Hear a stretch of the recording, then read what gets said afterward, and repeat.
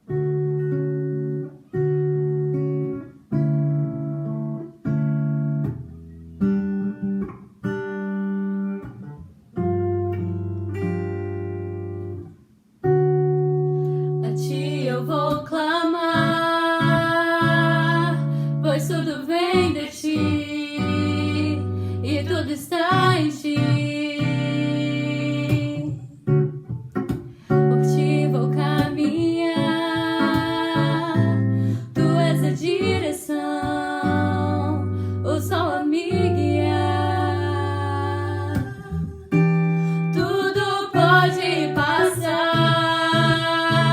teu amor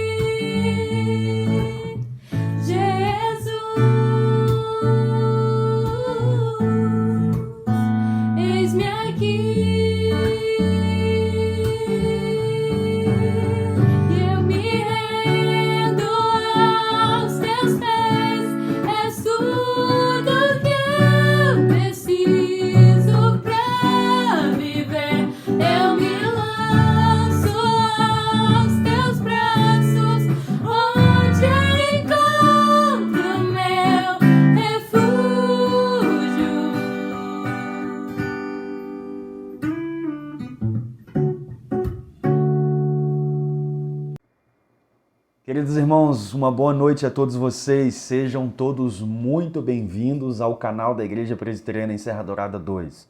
Sou grato a Deus pela sua vida, por você nos acompanhar dominicalmente, por você compartilhar os nossos vídeos, as nossas reflexões, não para que a nossa igreja, para que o meu nome seja representado, para que os nossos nomes sejam visíveis nas redes sociais. Não, pelo contrário, para que o nome de Jesus, a sua palavra e o seu evangelho da salvação sejam pregados a todas as criaturas, ao mais longo, a distância mais longa que esses vídeos puderem correr, que isso seja feito para a glória de Deus. Então, a minha alegria de estarmos mais um domingo refletindo sobre situações do nosso cotidiano, refletindo sobre tensões pelas quais passamos, pensando a respeito da nossa vida em Deus, da nossa vida para com Deus. Hoje pela manhã nós tivemos uma reflexão muito abençoada através do pastor Giovanni, lá de Jerônimo Monteiro, onde nós pensamos a respeito dos planos que elaboramos e quantas vezes eles destoam dos planos que o Senhor tem para nós, que são muito maiores, que são muito melhores, que são, meus queridos irmãos, planos divinos e não planos para nós. E na reflexão em Gênesis, no capítulo 11, falando a respeito da Torre de Babel, quando aqueles homens realizam aquela construção, seguindo o modelo proposto no coração deles, seguindo o pensamento, seguindo tudo aquilo que eles tinham imaginado que seria bom dessa forma servir a Deus, mas Deus tinha planos, outros planos para aqueles homens, e assim Deus também trabalha conosco. Quantas vezes nós imaginamos que Deus tem que ter certas situações para as nossas vidas e quantas vezes nós nos frustramos diante da realidade. Essa noite eu gostaria de falar com você a respeito de uma narrativa que se encontra em Lucas, muito interessante. Uma expectativa que é totalmente mudada quando uma pessoa estava em trevas, no profundo abismo, mas, mesmo assim, ela não perdeu o seu foco. Ela teve a sua esperança renovada no Senhor, mas muito mais do que isso, ela não desistiu. Sobre tudo que temos falado nos últimos meses, sobre os salmos de peregrinação, sobre tudo aquilo que o Senhor coloca no coração de cada um de nós, sobre as nossas ansiedades, sobre a cura das nossas aflições. O texto que nós vamos ler hoje, meus queridos irmãos, é um bálsamo para compreendermos como Jesus trabalha conosco, como Jesus trabalha quando nós estamos nas profundezas. Abra, por favor, a palavra do Senhor em Lucas, no capítulo 5, a partir do versículo 12. O texto vai estar aparecendo na sua tela e você pode me acompanhar. A palavra de Deus diz o seguinte: aconteceu que, estando ele numa das cidades, ele quem? Jesus, veio à sua presença um homem coberto de lepra. E ao ver a Jesus, prostrando-se com o rosto em terra, suplicou-lhe: Senhor, se quiseres, podes purificar-me. E ele, estendendo a mão, tocou-lhe, dizendo: Quero, fica limpo. E no mesmo instante lhe desapareceu a lepra. Ordenou-lhe Jesus que a ninguém o dissesse, mas vai, disse: mostra-te ao sacerdote e oferece pela tua purificação o sacrifício que Moisés determinou para servir de testemunho ao povo. Porém, o que se dizia a seu respeito cada vez mais se divulgava e grandes multidões afluíam para o ouvirem e para serem curadas de suas enfermidades. Ele, porém, se retirava para lugares solitários e orava. Vamos fazer igual Jesus? Vamos orar? Nosso Deus, louvado seja o teu santo nome. Obrigado, meu Pai, porque o Senhor é um Deus bondoso. O Senhor é um Deus onde nós podemos nos refugiar. O Senhor é um Deus onde nós podemos, mesmo com corações quebrantados, corações dilacerados, podemos nos afugentar, meu Pai, nos montes do Senhor. E a expectativa, meu Deus, do meu coração é que essa palavra possa falar aos meus ouvintes e de que a esperança no Senhor seja renovada em nossas vidas. Em nome de Jesus, o nosso Salvador. Amém. Gosto muito deste texto, não pela narrativa que nós acabamos de ler, principalmente do livro de Lucas, por narrar detalhes, por narrar situações minuciosas que nos fazem relembrar, nos fazem imaginar como seria o encontro de Jesus com a multidão. Vale lembrar, meus queridos irmãos, que Lucas, o médico Lucas, ele narra de forma bem detalhada a Teófilo, ele escreve essa carta para Teófilo, para que tudo aquilo realizado por Jesus, realizado por meio de Jesus, realizado através do ministério de Jesus, possa impactar gerações. E por isso, ele dá muitas características pertinentes ao ministério terreno de Cristo. Vale lembrar que Lucas, no capítulo 1, no capítulo 2, ele narra a vinda magistral do Messias, apontando para outros personagens. Aqui ele fala de João, aqui ele vai falar de Maria, a mãe de Jesus, aqui ele vai falar o momento em que Jesus começa a sua peregrinação ensinando os homens a partir dos 12 anos, quando ele já estava no templo, falando do evangelho que apontava para ele mesmo. Aqui ele vai falar de detalhes que permeiam a centralidade de Cristo na vida das pessoas. E Lucas, ele centraliza o seu evangelho em milagres, em curas, em situações onde o reino de Deus estava sendo implementado aqui na terra pela graça e pela misericórdia do Senhor. Portanto, nós chegamos aqui no capítulo 5, quando Jesus ele está diante de uma multidão, quando ele curou a sogra de Pedro, quando ele curou um endemoniado, quando ele vai ao deserto, quando ele se refugia para estar com Deus, quando ele está em Nazaré, e agora, meus queridos irmãos, ele está no lago de Genezaré, onde ele começa a conversar com os discípulos a respeito daquilo que ele tinha para a vida dos seus discípulos. Ora, você sabe, eu sei, que o que Jesus estava fazendo com os seus discípulos era preparando-os para uma grande pesca. Quando ele fala com os seus discípulos de que ele não estava preparando para que eles fossem pescadores de peixes, mas sim pescadores de homens, Jesus estava apontando para que a centralidade do evangelho nunca fosse aquilo que nós realizássemos pelas nossas próprias mãos, mas sim aquilo que nós realizássemos por nós para a grandeza de Jesus Cristo. Então aqui Jesus ele realiza uma grande colheita, uma grande pesca, nos versículos 1 a 11. Aqui Jesus faz com que Simão, quando ele tem essa conversa com Simão, quando eles trabalharam toda a noite em busca da alimentação, em busca de uma pescaria farta, eles ficaram chateados porque eles nada apanharam. Mas tem uma palavra aqui, meus queridos irmãos, tem uma frase aqui que Simão, lá no versículo 5 do capítulo 5, faz com que a sua fé seja colocada em questão. Ele diz o seguinte: mas é sob a tua palavra lançarei as redes.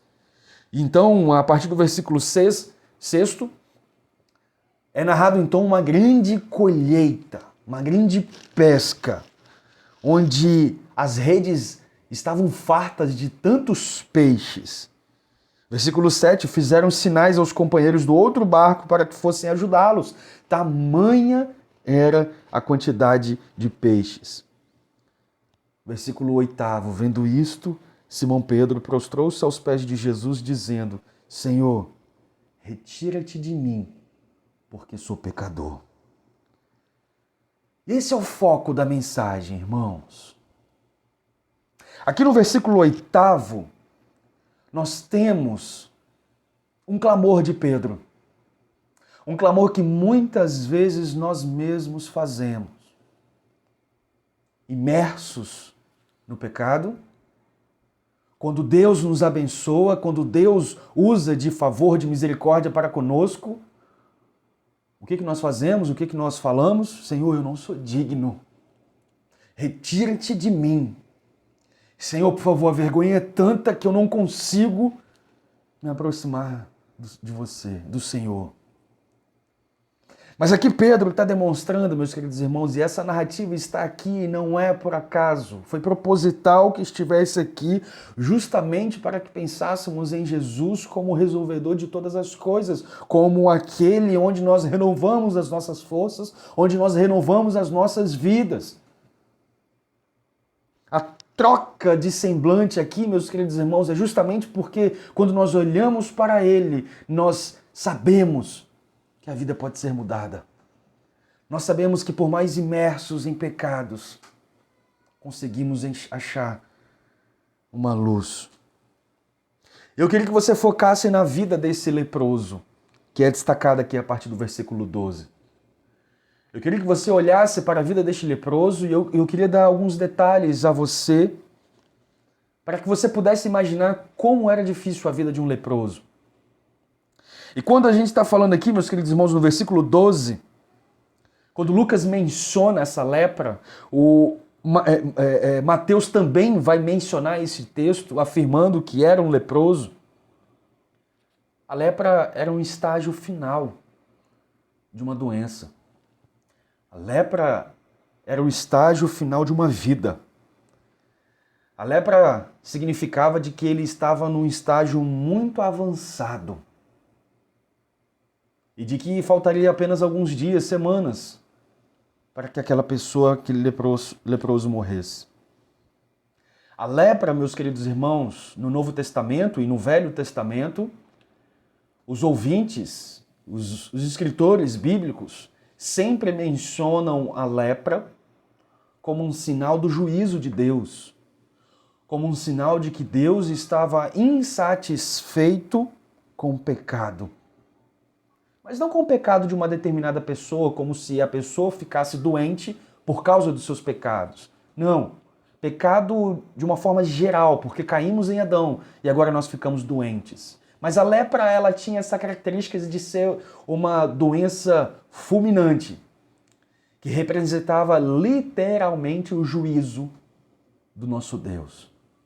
Vale lembrar, meus queridos irmãos, que em João, no capítulo 9, um exemplo do que eu estou falando, de uma doença ser consequência do nosso pecado lá em Adão, que aquele cego de nascença, não um leproso, conversando com Jesus e perguntando-lhe a respeito da origem da sua doença, ele tem como resposta: a cegueira não foi manifestada em você como consequência do pecado dos seus pais, mas foi manifestada em você para que a glória de Deus pudesse resplandecer sobre a sua vida. Mas de que forma a glória do Senhor pode resplandecer em minha vida? Sabe como? Um leproso, meus queridos irmãos, gera degradação, cheira mal. Ele é visto como a escória da sociedade, sempre assentado nas portas do templo, sempre à mercê da sociedade, sempre necessitando de alguma coisa para que pudesse movimentar a sua vida. E a lepra naquele tempo não tinha cura. Ela tinha um diagnóstico, entretanto, ela não tinha cura. E ela matava. Ela matava as pessoas diariamente por causa da periculosidade da doença, por causa do perigo da lepra, assim como o pecado nos mata. É interessante, meus queridos irmãos, de que apesar de a carranca da morte estar representada na vida daquele leproso, ele não desistiu. Ele não perdeu a expectativa de que a sua vida fosse mudada, transformada, renovada por alguém que pudesse fazer isso, por alguém que tinha poder em realizar essas coisas.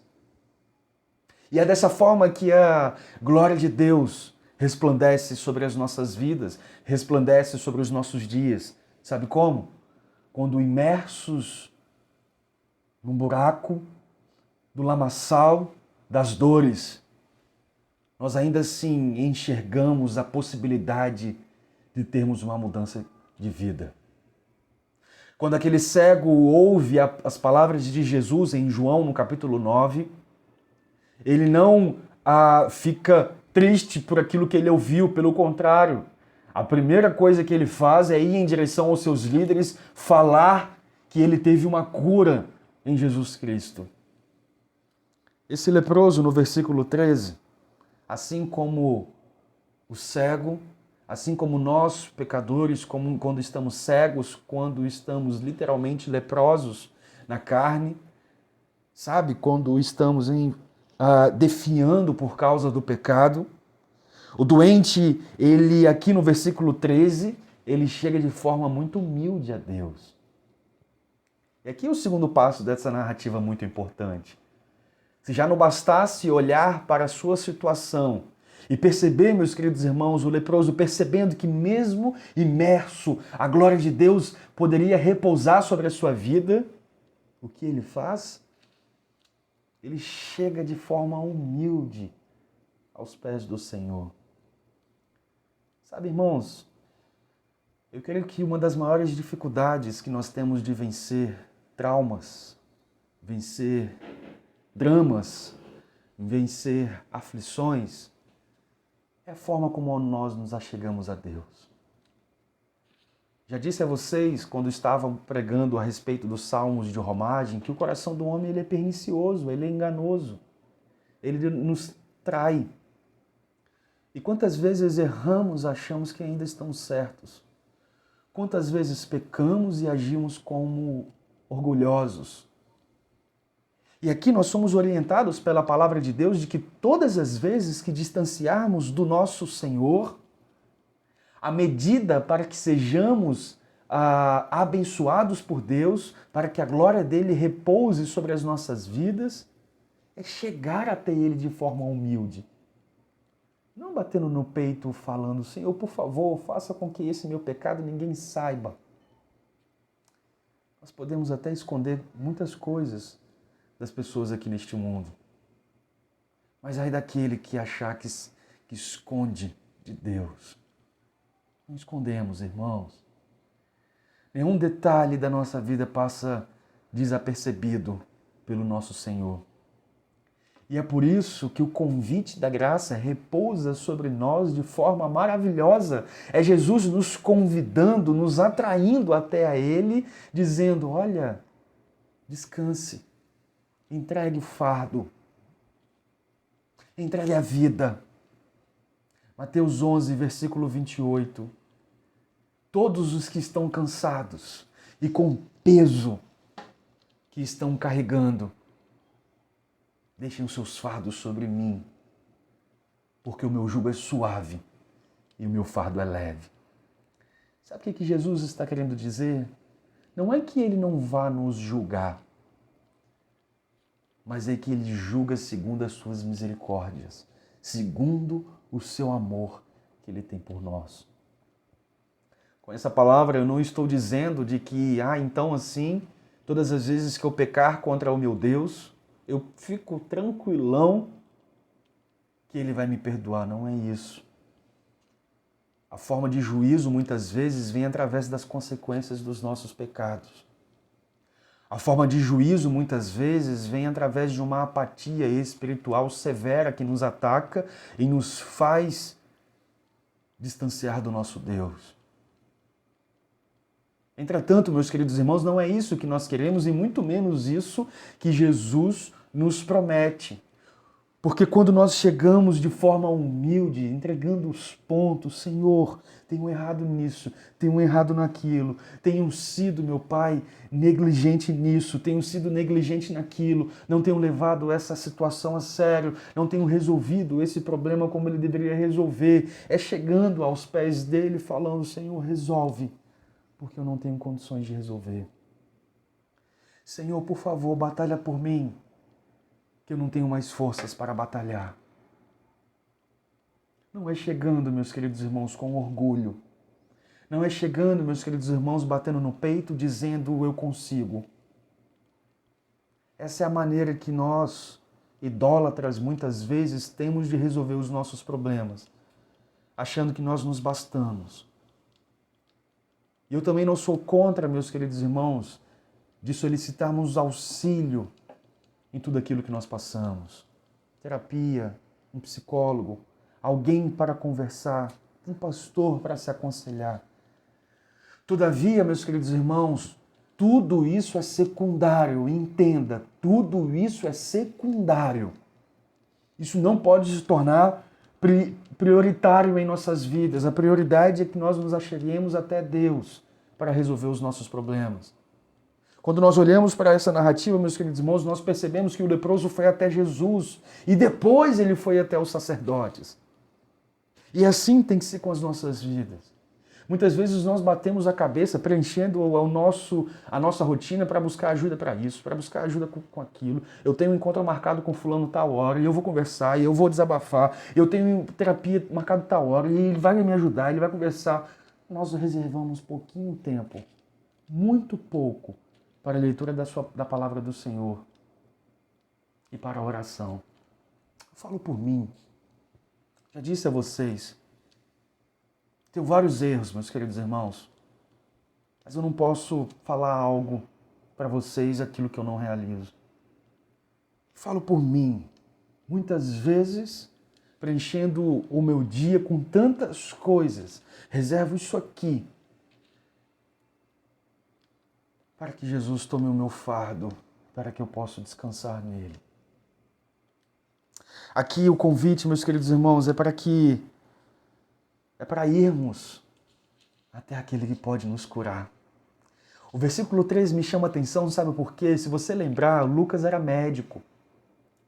Lucas era um médico formado e Jesus escolheu ele a dedo para que fosse o escritor tanto de Lucas quanto de Atos dos Apóstolos, para que ele narrasse de forma detalhada todas as maravilhas do reino de Deus e os atos do Espírito Santo na igreja. Isso é muito lindo de se observar em Lucas.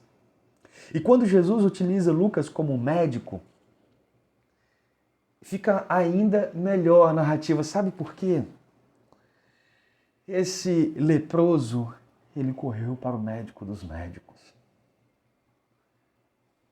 Irmãos, muitas vezes vocês vão encontrar satisfação plena em respostas aqui dessa terra.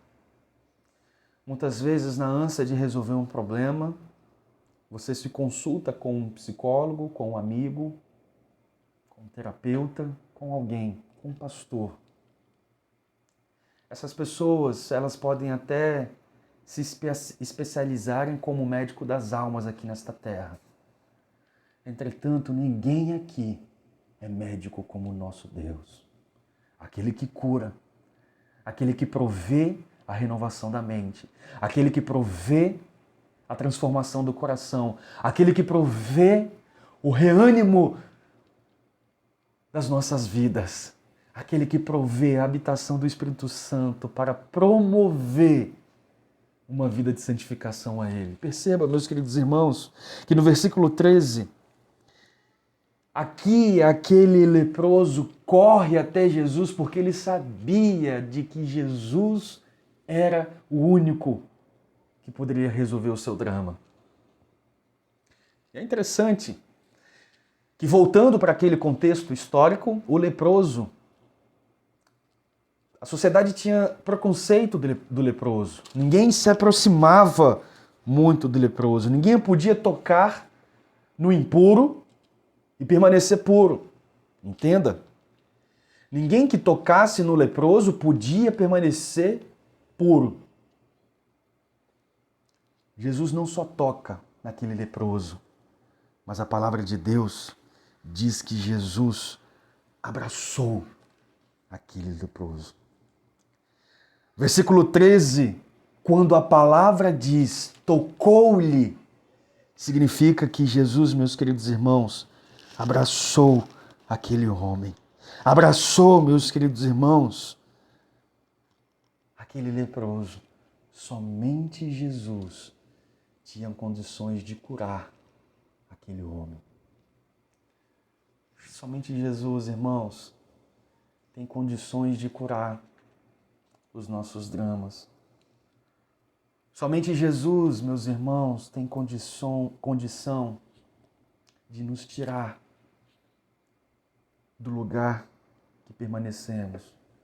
Somente Jesus tem condição de fazer com que os nossos sonhos, os nossos desejos, os nossos planos possam ser mudados e que nenhum deles serão frustrados a partir do momento que permanecermos em Cristo. Sabe, irmãos, aqui a palavra de Deus ainda vai dizer mais. O versículo 13, na parte B, quando Jesus diz o seguinte: quero, fica limpo, e no mesmo instante lhe desapareceu a lepra.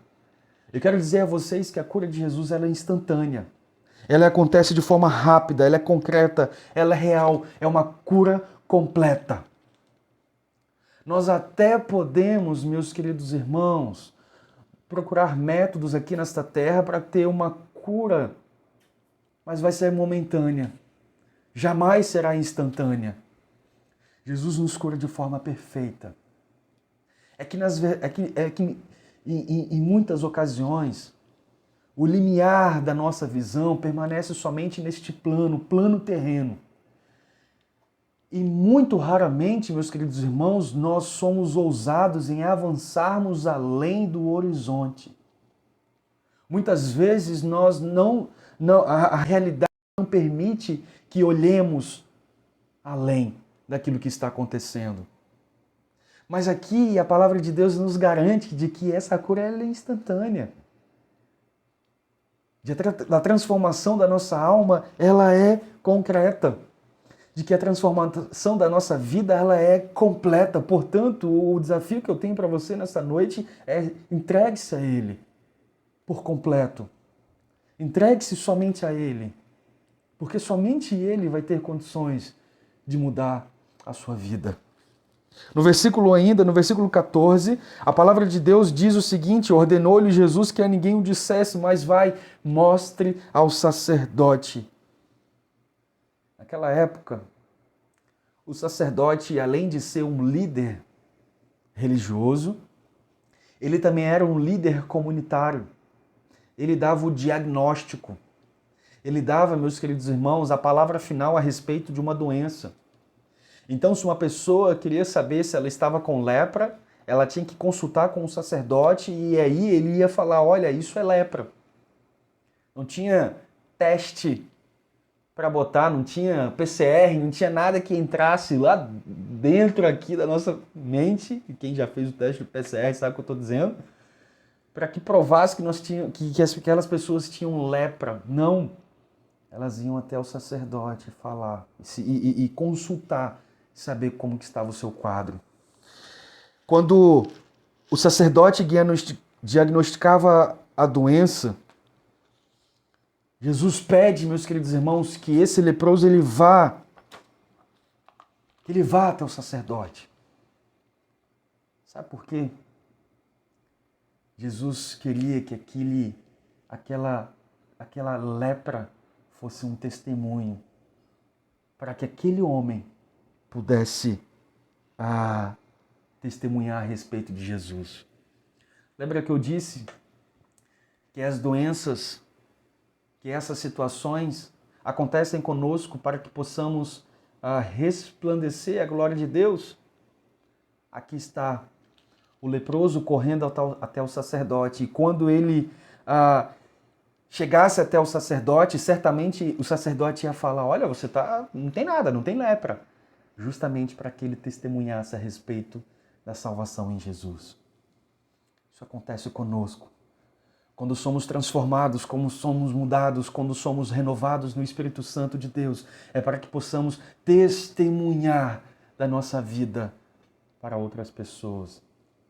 Essa semana nós tivemos um encontro maravilhoso com os adolescentes na quinta-feira, onde nós fomos tremendamente abençoados pela palavra do Leandro, lá da IPB das Américas, no Rio de Janeiro.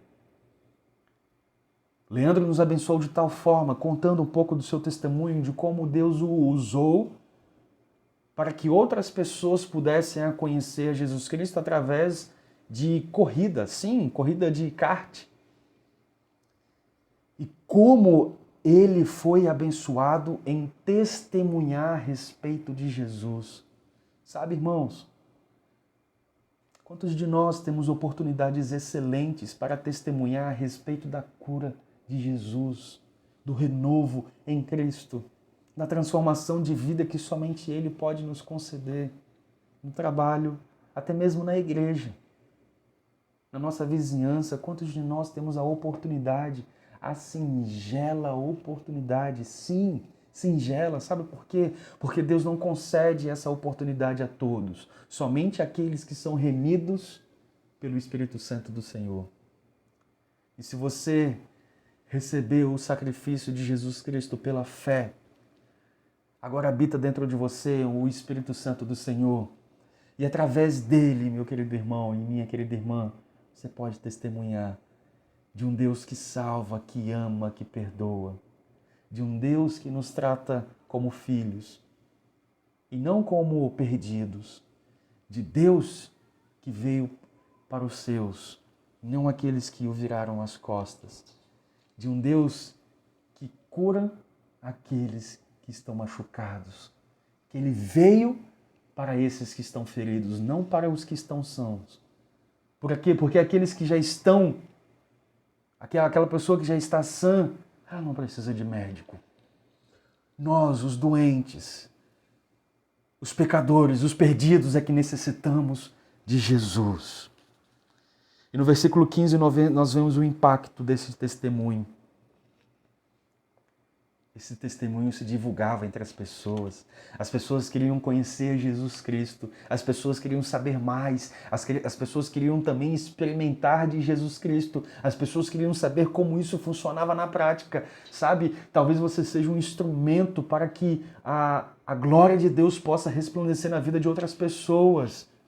Porque as pessoas ficarão curiosas, as pessoas ficarão querendo ouvir, saber como funciona o poder de Deus na prática. Não perca oportunidades. Mas Deus, Ele é tão perfeito. Jesus, Ele é tão perfeito, meus queridos irmãos, que no versículo 16 nós vemos a humildade que o Filho tem para com o Pai. Todas as vezes que a multidão apertava Jesus, Ele dava um jeito de sair. Ele nunca quis o holofote. Ele nunca quis o microfone. Ele nunca quis uma coroa de rei. O que ele quis é uma coroa de espinhos. O que ele quis, foi uma coroa de espinhos. O que ele quis foi o caminho da servidão. O que ele faz no versículo 16? Se retirava e orava. E aqui Jesus nos ensina mais uma vez que para termos uma vida transformada aos pés do Senhor, nós precisamos, quantas vezes forem possíveis, retirarmos dos nossos lugares e nos colocarmos diante de Deus. Retirar do ambiente em que nós estamos. Quando o clima está pesado, sair e se ajoelhar diante do Senhor. Sabendo que a comunhão com Deus é mais importante do que a multidão. Eu falo para você que é jovem e adolescente, não tenha vergonha do seu Deus. Não tenha vergonha da multidão. Não tenha vergonha de estar na multidão servindo a Jesus Cristo. Isso vai fazer você diferente. Não adianta você querer participar da multidão. Todos eles usam o mesmo estilo de roupa, todos eles usam o mesmo estilo de camisa, todos eles usam o mesmo estilo de cabelo, todos eles usam o corte da sobrancelha, todos eles têm o mesmo estilo. Tudo é repetido. Tudo, meus queridos irmãos. Lembro como se fosse hoje, quando eu tinha 15 anos. Há 18 anos atrás, quando os adolescentes naquela época queriam ter um tênis chamado Riff. E teve um dia que eu saí com alguns amigos meus e todos iguais de tênis Riff. A primeira coisa que eu pensei foi ter vergonha daquilo. Falei, cara, o tênis é legal, o tênis é maneiro, ótimo para andar de skate. Mas todos iguais? Não tenha vergonha, porque o diferencial em você é o Espírito que habita no seu coração. A única aparência, meus queridos irmãos, a única coisa igual que você pode ansiar em ter com a multidão é o Espírito Santo. Ou seja, se você quiser ter algo parecido com aqueles que estão à sua volta, que seja o Espírito do Senhor. Que seja o Espírito do Senhor que habita nos jovens, nos adolescentes, nos adultos, enfim, em todos nós, para que possamos testemunhar e provar de uma renovação de vida em Jesus. Com essa reflexão dessa noite, eu espero que Jesus trabalhe, a começar por mim, dentro do meu coração. E eu espero também que Jesus trabalhe no seu coração, de que Jesus possa transformar os seus dias, de que Jesus possa dar doçura aos seus dias, no sentido de você vivenciar, de saborear como é bom ter uma vida renovada no Senhor. Que você possa ter uma vida abençoada, assim como esse leproso teve, quando percebeu que estava num buraco, que estava no lamaçal, que estava afundado, ele viu uma esperança. E a esperança é Jesus Cristo. Que você tenha uma excelente semana aí de dezenas e mais dezenas de oportunidades para testemunhar deste amor maravilhoso que te alcançou. E de que esse mesmo amor, além de ter alcançado, também transformou a sua vida e faz com que vidas do seu lado sejam transformadas também através de Jesus, por meio do Espírito Santo, com a sua influência. Deus te abençoe, tenha uma excelente noite, uma excelente semana. Até mais.